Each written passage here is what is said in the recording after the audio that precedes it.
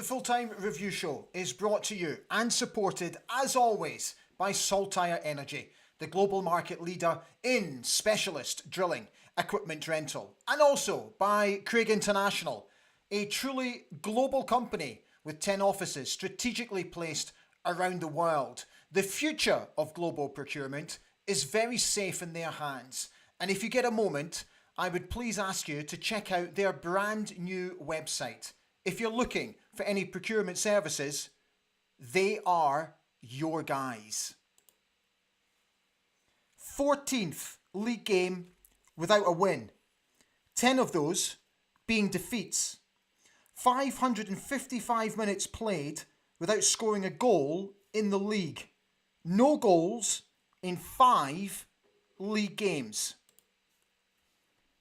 The last time we won a league game, Hibs were bottom of the table. We were 23 points above them.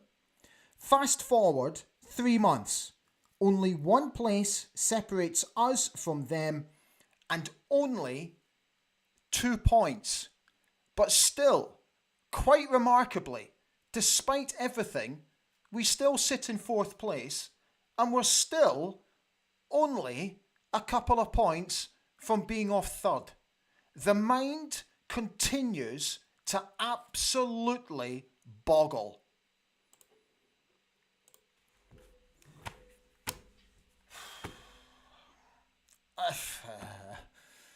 How you doing? Dare I ask?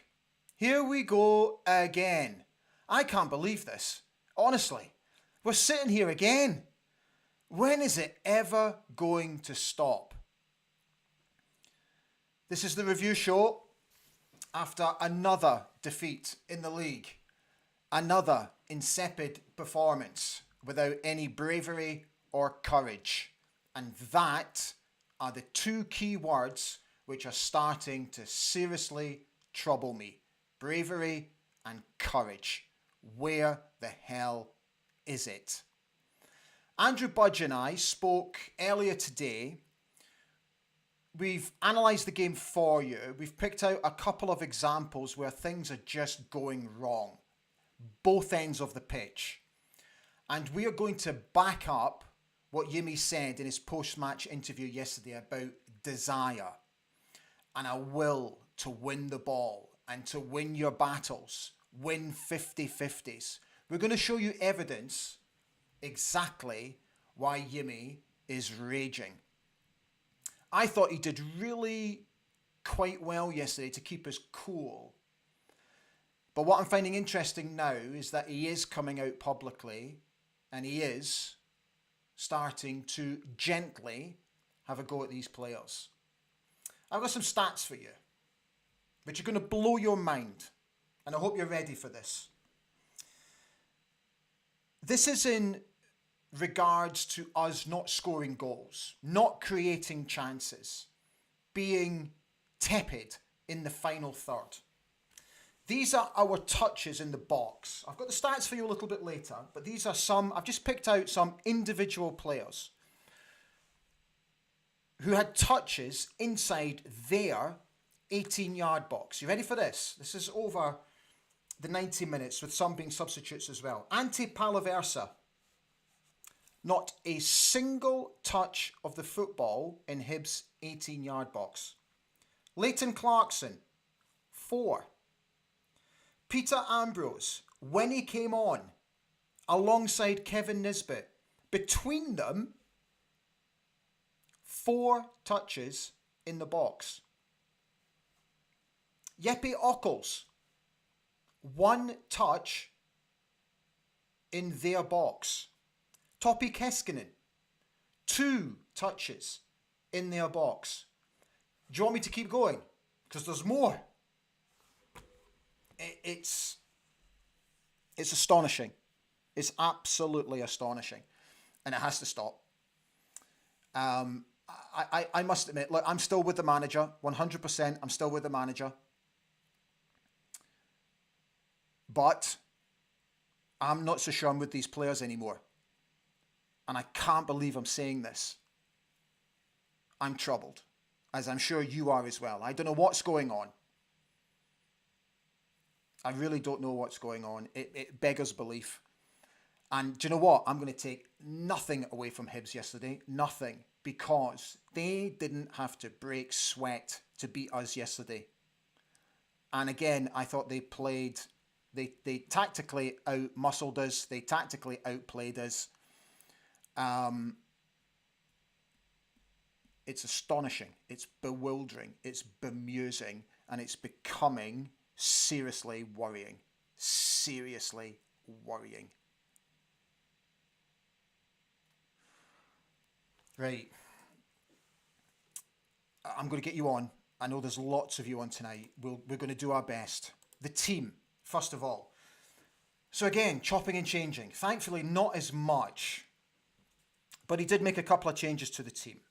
So Alfie Dorrington came in for what was his first start to replace Slobodan Rubicic. And in the middle, and I must admit I was surprised by this, pleasantly surprised, that Ante Palaversa took the place of Nielsen. Through the middle, Jeppe on one side, Leighton is our number 10, and Toppy on the other. And up front, Pape, who I thought was busy enough, did his best.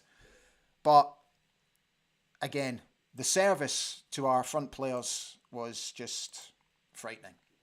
Here are your match stats. Okay. Look at the possession. Look at the difference in possession. But again, we do nothing with it. Shots at goal. 8 to Hibs, 7 to us. They had 4 on target to our 3. Now look at the duels won. This is what Yumi was talking about. And again, Andrew and I will back it up a little bit later. They won more than we did. And quite incredibly, despite individual players not getting enough touches in the box, we did, over the piece, nearly have double what they had in our box. The big difference, as we all know, is that they took their chances and we didn't. So let me get Yimi on. So this video comes courtesy of Aberdeen Football Club. This was his post-match interview with Rob, which I've trimmed down. And it was the first question that was asked. Basically, Rob asked him, how do you analyse that performance? And this is what Yimi had to say. I don't think it's so much to analyse today. We have a strong belief before the game starts and a good feeling from a good week when we have analysed our other games to have lose. And we have to stop losing the games the way we do. You can lose a football game in different ways. And the last games is like the basic of football is the things you have in here, how you work, how you take responsibility on the pitch, these 50-50 duels, how you run for each other, how you cover a shot, how you sacrifice to score that goal. And these basics is not high standard enough right now. That's why we don't get the results. And we have to change it quick, otherwise we're going to get in big trouble. So we have to be much stronger in this part. And also take care of, when you sign the contract, myself, my staff, the players, for this football club, Aberdeen Football Club, who have really high ambitions, you have to take that responsibility. And the most important thing you can show the supporters that travel here today is that you give everything you have in everything in every duel, every part of the game. Otherwise, it's not competitive enough. It's not about how you play, the system, the philosophy. It's about how you take responsibility to try to get that result. And they have to feel it. And right now, we don't give them that, and we have to step up, everyone. So clearly not happy at all. So what we're going to do now is, look, I'm conscious that there's a lot of you on, there's a lot of you have made points tonight, which I will get to. So let Andrew and I do the analysis now, to sort of give you a better understanding of where Yimi is, why he's so angry. And then what I'm kind of hoping is that will prompt further thoughts from you. So welcome back to the show, Andrew Budge.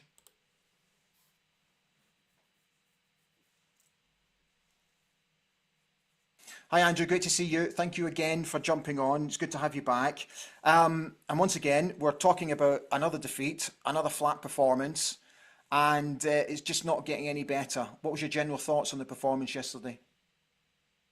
Yeah, I agree. It's not really getting any better. I thought we started relatively positively, but we've just got this continued knack of conceding at the worst moments. We were probably on top for the first 15, 20 minutes, give away a cheap goal, not much more in the first half, and then straight after the break, conceding again. We're just shooting ourselves in the foot, and it's just more of what we've seen, isn't it? Mm. The second goal, we've picked out the second goal to have a look at. You know, as I said at the top of the show, my main issue there was not stopping the cross, but then not dealing with the cross. Now, it's been quite interesting that I've read quite a lot of criticism headed towards Nicky Devlin's way because of this. But what you've picked out is he's not really been helped by his teammates here, has he? No, absolutely not. And first of all, I completely agree. I think it's another example of us being so passive, out of possession, and Orko's kind of walks over to Chris Cadden, doesn't block the cross, lets him get it in. Again, someone should be sprinting out to him to block that in the first instance. But yeah, on to the actual defending of the cross. I think Devlin could maybe do a little bit better, but what I sympathise with him here is he's got two men at the back post. So I mean, fair play to Hibs, they're throwing men forward. They've got two strikers and two attackers in the box, and you can see that we've got our two central defenders marking Dwight Gale and Martin Boyle, as you'd expect. But Devlin at the back post is left with two. So what Keskinen has to do here is tuck in. And I appreciate he's a winger, but you've got to the hard yards. And this is the sort of desire or the issue with the lack of desire that Yumi was mentioning in his post match. He needs to come back there, because what is Devlin meant to do with that cross? He's got two players. Whichever one he gambles with, the other one could score. So yeah, very frustrating. And we just need to be throwing our bodies on the line here, and we're just not doing it. Mm. I also mentioned at the top of the show the touches that we had in their 18-yard box, or the lack of touches, I should say. Um, in this example here that you've picked out, we've got a decent number of players actually inside their box, and Jack puts in a really decent ball. But again, the lack of desire to make a positive move towards the ball is quite evident here. And if you look at Jack specifically, you can almost see his exasperation Yeah. when nobody's attacking the ball. Yeah, like beggars belief, to be honest. When you look at it, it's four statuesque, static forwards on the edge of the box. A brilliant cross from Mackenzie, as you said, into the front post, and just no one's gambled. It's the polar opposite to what we saw from Hibs and their sort of attacking intensity. Nicky Cadden just busting a gut to get into the box and get on the end of the cross. Just no one's got that instinct about them there at all. Even Nisbet is pointing, suggesting someone else should be going front post. Perhaps he held back like he did for the county goal early in the season. But I mean, we've got two strikers there and a number of forwards on the pitch, and just not one of them has got the instinct, or maybe even just the desire to go to the front post. You hate to question the player's desire, but do any of them have I don't know, the instinct or just the will to run to the front post there and just gamble? And something we really need to rectify going forward. Just going off track slightly, you know, when Alfie Dorrington made that run in the first half, he's ran nearly the length of the pitch, Yeah, and I'm screaming for the midfielders to get in and support. Which, to be fair, we've got three players inside their 18-yard box. But my issue here, and it almost goes back to old school type of coaching. In this type of instinct, shouldn't one player be going to the front post, one player yeah, hanging back round about the penalty spot, and then another player hanging back sort of towards the back stick? So then that's giving Alfie options to try and pick out. What I find incredible is that when he lifts his head to put the ball into the box and he's made room for himself, he can't pick a player out. For me, this is yeah. just basic football knowledge, and I don't understand why it's so lacking in our game at the moment. Yeah, I can't understand it either. In the Mackenzie crossing example as well, you can see, as you said, Ambrose is the back post, but Yeah, just no one at the front post. It's just the absolute attacking basics, isn't it? Just to create space for each other. But yeah, we're just not seeing that right now. I know. Okay, mate. So you've picked out a graph for us, and what this graph is it shows the dual win rate. So first and foremost, can you just explain exactly what that is, and can you put it into context how it shows how bad we were yesterday? Yeah, so what we've pulled here, as you said, is the win rate, or the duels win rate from Scout. So it tracks how many of the percentage of duels that we won and what Hibs won in each of the different sort of quadrants below. So in the first 15 minutes, 16-30, up to half time, and then in each phase of the game thereafter. So what you can kind of see is Hibs have a higher duels win rate for the vast majority of the game, where we had a higher win rate than them, is the first 15 minutes where I'd say we were at our best. That could be somewhat coincidental. We could have a lower dual win rate because we perhaps had more of the ball and they had sort of more duels during the game. But I think what it does show is for most of the game, we probably had a lack of aggression compared to Hibs. It was really interesting to hear Yimi's post-match where we really questioned the desire of the team and questioned whether people were up to it or really wanted to fight. And I think that perhaps is borne out of the numbers here.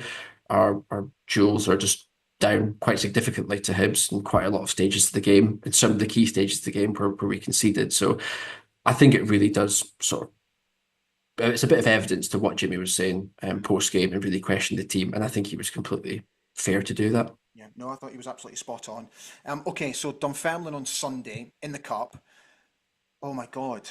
Honestly, I've got no idea how this is going to go. What I will know is that they'll be rubbing their hands with glee looking forward to this game. Um, Yeah. oh, mate, I've got no idea. And I have to be Yeah, honest, I'm not so sure. I'm worried about it already. I know, yeah. At least we've had the experience of Elgin before, Yeah, so playing a lower league team, yeah, hopefully we can use that as a bit of momentum or a bit of an example of how to play. I think we were a bit dodgy in the first sort of 10, 15 minutes of that game as well, so I think we need to start quickly. We've not been doing that at all recently, and we really need to start quickly. Again, at least it gives some more minutes to the new boys and gets them a bit more rhythm in the team. Jim is really big on talking about getting rhythm in the players. So hopefully that's one positive. To be honest, I'd like to see perhaps Papi Gay maybe playing more as a 10 like he was earlier in the season. I don't think Clarkson's having much of an impact at the moment and he's just dropping so deep. yeah. So I'd perhaps like to see him behind or alongside Nisbet, something like that, just to sort of freshen up a little bit. But yeah, I'm similar to you. I'm a little bit worried, but here's hoping it's a bit of a springboard going forward. Yeah, exactly. All right, mate. Thank you so much as always for coming on. Enjoy the rest of your week, and we'll see you next week. Yeah, see you then, Ali. Brilliant. Thanks, mate. Thank you.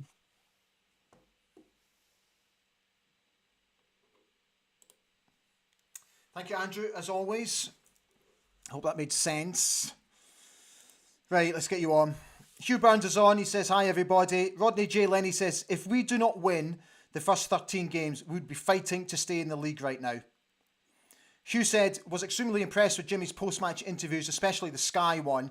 Totally called out the slackers in our team and not before time. There is a rotten element and we all know who they are. Paul Hannon is on. Hi, Paul. He says, evening, everyone. I'm happy with what Jimmy had said in his commitment to the club. The players should start committing themselves now like they have done at the start of the season. Hugh said, notwithstanding the performance, it was rank and Jimmy must take his share of the blame. Gordon Keith Ritchie says, evening all, same old story. We played not too bad, a lot of possession, but do anything with that. And as usual, gifted 2 goals. The team needs to look at themselves and needs to win for the supporters. You know, when we looked at that second goal, you know, what I found hugely disappointing was the lack of desire to stop the cross. It was almost like a half-hearted effort. And that just cannot happen anymore. And I really hope that message gets drummed home this week in training, that you cannot make half-hearted attempts to stop a cross. You've got to be fully committed. Absolutely fully committed. Colin Gale says it's a very disappointing result. I just wonder if there is something going on in the dressing room because the drop-off in performance levels and form is off a cliff. Not hopeful of additions on Monday. Kaiser says, each week we manage to achieve a new low. What will next week bring? A cup exit?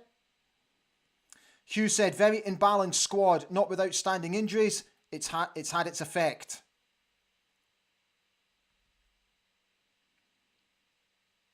Rodney says, same old story. This is not going to change.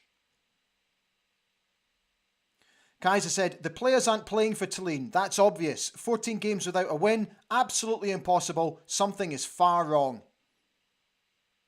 Colin Gale is asking, has the loss of the assistant manager been a factor?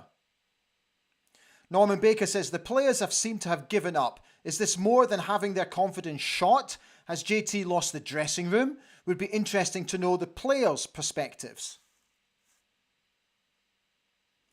Kaiser's reminding everybody that 6 of yesterday's starting lineup was Jimmy Tulane signings. Alan Smart says the stats on BBC showed we only committed 3 fouls and no yellow cards. That doesn't look like a team that's playing for the jersey. Gray Pilgrim says we need to go 4-3-3 and have a sense of urgency from the first kick. We didn't look interested until the first 3 subs came on.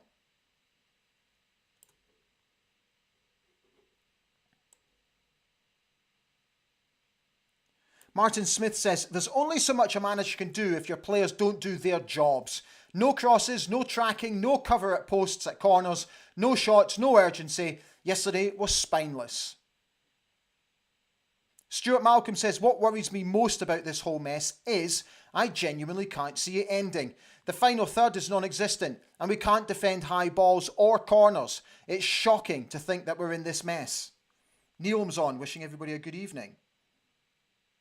Steve Williamson says, hi Dandies, I just don't know what we need to do right now. Barry Cool is on, wishing you all a good evening. He's getting worried, very worried. Kirstine is on, hi Kirstine. She says, good evening Ali and fellow Dandies. We started the game well yesterday and I thought today is the day to turn it all around. Was I wrong? Cannot defend, cannot score. When will it change? Al Mitchell is on, he's still backing you mate. Colin Gale says, it's ridiculous that we're still in 4th. John Moore is asking, are we still with JT? Fans starting to turn now. Players look despondent. How does he turn it around? Russell Fraser says, hang on in there, folks. Gray Pilgrim says, Yimmy will get it right. Stick with him.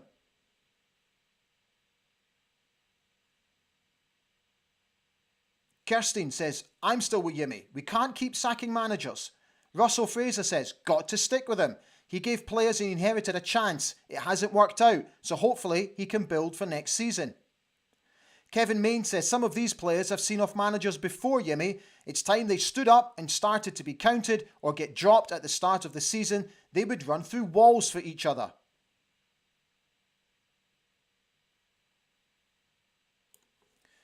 Elfie Dello says, evening all, what a shambles we are right now. As for the possession stats, they mean nothing. The only stats that count in football are goals. Stuart Malcolm says, Nisbet and Ambrose nowhere near good enough, and Esther is not a number 9. So who the hell is going to score goals? This is very worrying.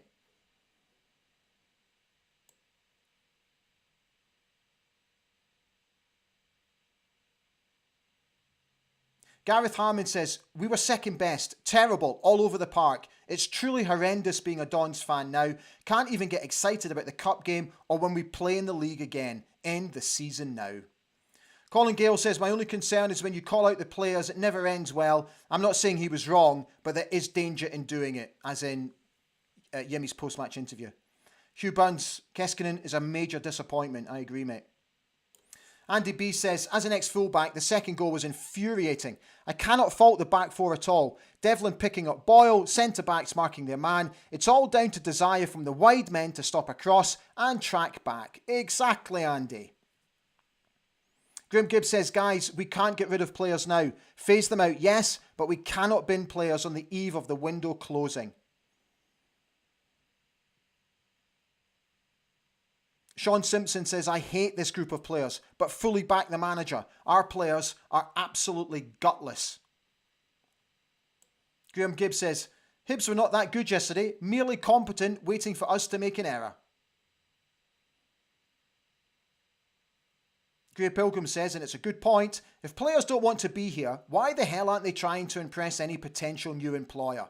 Personal pride, if nothing else. Kilted Warrior is on, wishing everybody a good evening. Score said, 4th in the league, quick sack everyone, change everything, spend more millions, all from the same people saying they'll give Yimmy time. Charles Craig says, on too many occasions, players have not been working hard enough to stop crosses getting into our box. Hibs' second goal was a prime example of this and highlights what JT said after the match. Sequentia says, players cannot raise their game because they simply don't have the ability to play any better. Most need to be replaced as soon as possible.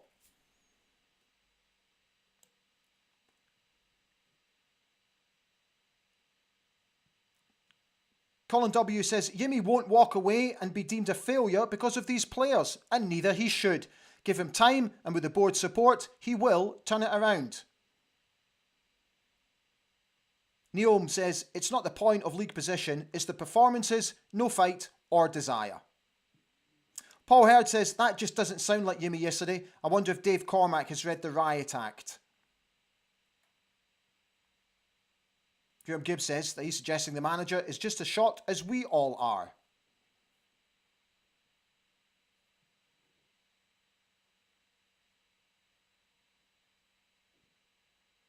Sorry, bear with me.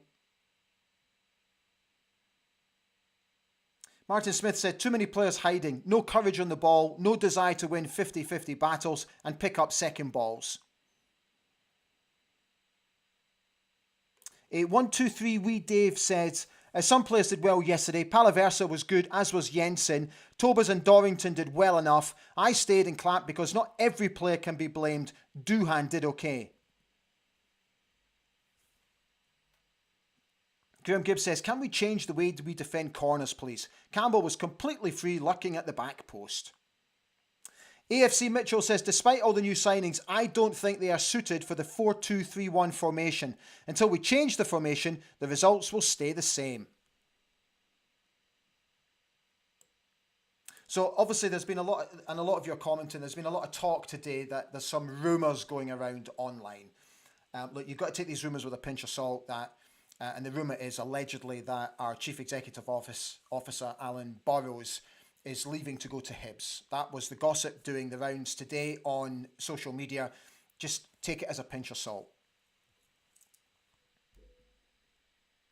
Machiavelli says, looking at the cross there, they just needed to pull the left back in. Who is meant to be picking him up? Is it Jensen? Someone is already on the crosser, so he should have came in. It's not difficult. Exactly, mate.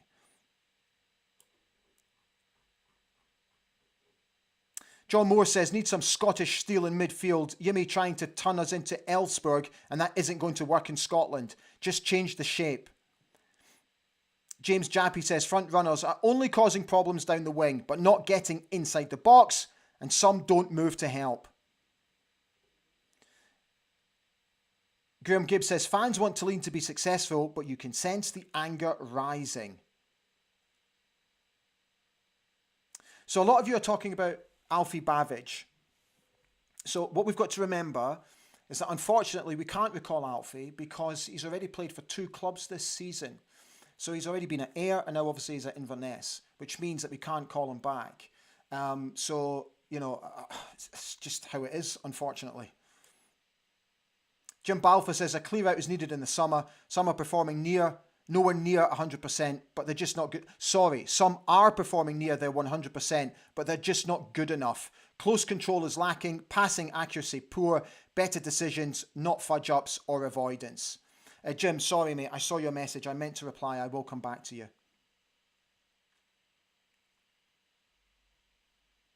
Neil Sinclair says, I've said it for long enough. Give the likes of Fletcher Boyd a game. I agree. Chuck him in.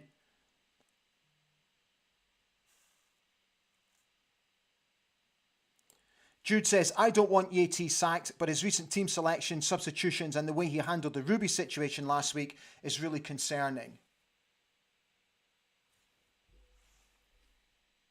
Stephen Lyle says, hi Ali, I'm all for JT. Give him time, needs more windows. 123 Wee Dave says, agree about setup at corners. Best win in the world, but should someone not have a word in Yumi's ear and suggest something different? Neil Sinclair says, totally with Yumi. Neil Sinclair says, I thought when Jack McKenzie came on, he was the only bright spark. George Ironside says, in Jimmy, we trust.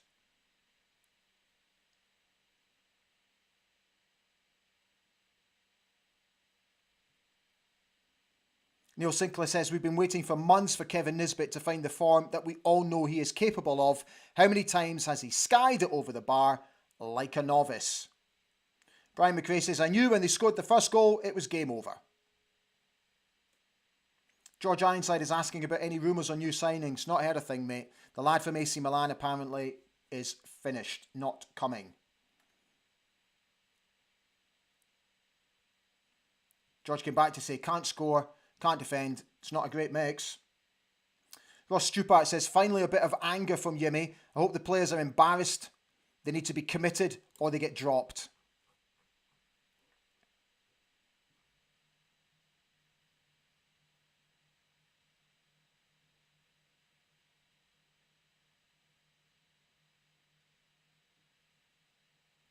Peter Lee says, let's not say stand free tonight. Let's shout stand up and be counted.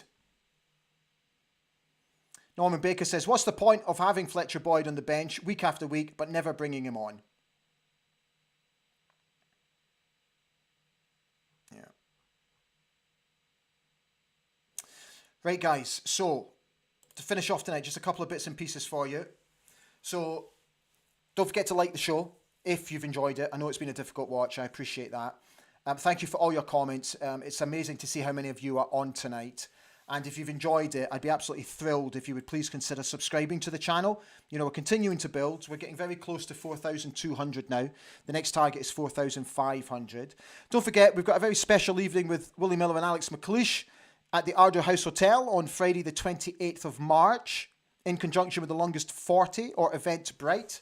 It's proud to support Beats and Cancer charity. Very much looking forward to this. Get your tickets in because I know that they're selling really well and I have absolutely no doubt it's going to be an absolutely brilliant night. If it was anything like the Ian Jess night at Ardo a couple of years ago, I think we're in for an absolute treat. So it'd be absolutely brilliant to see you down there. I know a lot of you have got in touch and said that you've got your tickets already. Right, guys, so we've done just over half an hour. I've got to call it a night because I've got to get home to my kids. Thank you for being on tonight. I know it's not been an easy watch. I know it's bloody awful at the moment. I just think we've got to try and keep the faith. I got to admit, I'm fast losing patience. I really am. But Sunday's another game. God, I'm so worried about that game. I'm contemplating a show in midweek, so keep an eye on my socials for that. Sort of a around the table discussion. So keep your eye on that. I'm still in two minds about it. Let me just see how I feel over the next couple of days. But listen, thank you so much for coming on. It's great to have so many of you on tonight. And I'm not going to say stand free tonight. I am going to say stand up and be counted and get a grip. Good night.